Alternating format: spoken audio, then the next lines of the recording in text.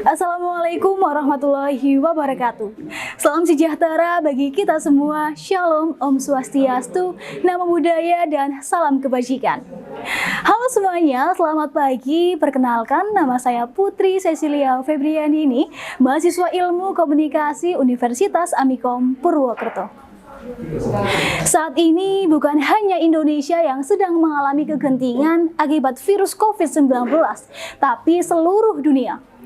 Penyesuaian yang dilakukan oleh pemerintah berlaku untuk seluruh sektor kehidupan di Indonesia, tidak terkecuali sektor pendidikan. Berbagai macam aksi protes banyak terlihat terhadap masalah-masalah yang timbul akibat kebijakan pembelajaran dari rumah. Belajar secara daring atau online learning mau tidak mau harus dilakukan karena keterbatasan gerak antara siswa, guru, dan institusi pendidikan yang terhalang oleh penyebaran COVID-19. Namun perlu diketahui, kondisi pandemi yang saat ini belum terlihat kapan berakhirnya, mau tidak mau setiap aspek kehidupan akan merubah tatanannya sesuai dengan kondisi normal yang baru, atau yang kini disebut dengan new normal.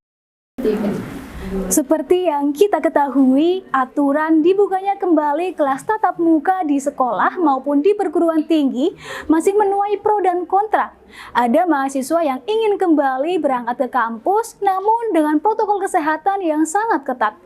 Tapi bagi beberapa mahasiswa dan bahkan orang tua masih memiliki kekhawatiran mengenai jaminan kesehatan saat belajar nanti. Sehingga bagi institusi pendidikan menjadi tantangan tersendiri untuk memilih cara belajar di masa pasca pandemi COVID-19 ini. Apakah akan full dengan online learning atau hybrid learning? Namun masing-masing model tersebut pastinya memiliki kelebihan dan kekurangannya tersendiri. Menurunnya angka penyebaran COVID-19 di Indonesia sekarang ini membuat sistem pendidikan jarak jauh yang sebelumnya menggunakan sistem online learning kini beralih menjadi sistem hybrid learning.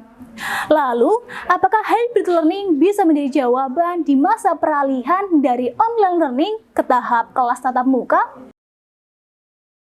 Perlu kita ketahui terlebih dahulu, hybrid learning atau pembelajaran campuran merupakan pembelajaran antara metode daring atau online learning dengan metode luring atau pertemuan tatap muka, di mana pelajar bisa memilih antara berpartisipasi secara online atau secara tatap muka.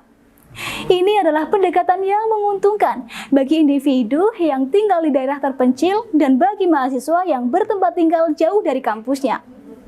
Dalam hal ini, ada mahasiswa yang belajar di dalam kelas dan juga ada mahasiswa yang belajar dari rumah.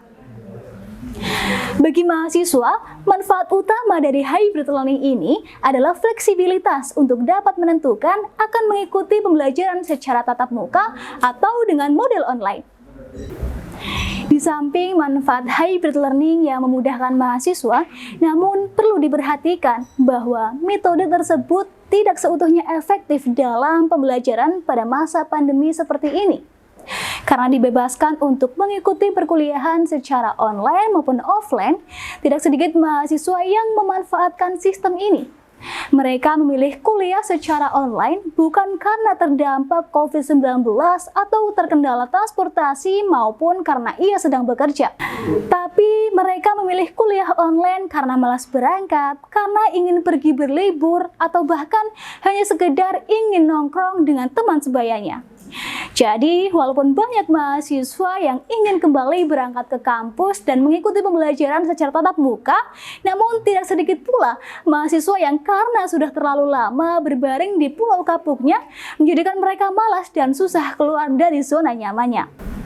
Ada beberapa faktor yang perlu diperhatikan dalam menggunakan sistem hybrid learning ini, yaitu kondisi internet dan teknologi yang dimiliki sekolah maupun mahasiswa itu sendiri. Apakah sudah mumpuni dan memenuhi standar atau belum?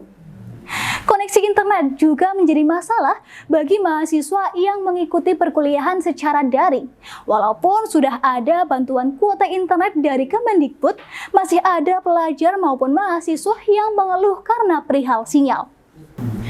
Sudah seharusnya kita menanggapi pandemi sebagai sebuah tantangan kehidupan yang baru, tantangan yang diberikan oleh zaman yang harus kita taklukkan. Tentu saja siapapun dari kita tidak ingin kehidupan terus bergulir dengan sia-sia, bukan? Oleh karenanya, mari kita awali dengan menciptakan pemikiran-pemikiran yang baik, yang berguna bagi kepentingan bersama, sehingga sesuai dengan apa yang disampaikan oleh Gautama Buddha, bahwa apa yang kita pikirkan adalah apa yang terjadi dalam dunia. Pergi sekolah membawa ubi, berbagi dengan gembira hati, tuntaskan masalah pandemi dengan hadapi, teruslah berdedikasi tanpa merasa dibatasi. Demikian yang dapat saya sampaikan mengenai model pembelajaran pada masa pandemi. Semoga dengan perkembangan teknologi dan kemampuan sumber daya manusia yang memadai dapat menunjang keberhasilan implementasi model pembelajaran dalam pendidikan di masa pasca pandemi COVID-19. Saya ucapkan terima kasih banyak dan mohon maaf jika terdapat tutur kata yang kurang berkenan. Saya akhiri. Wassalamualaikum warahmatullahi wabarakatuh.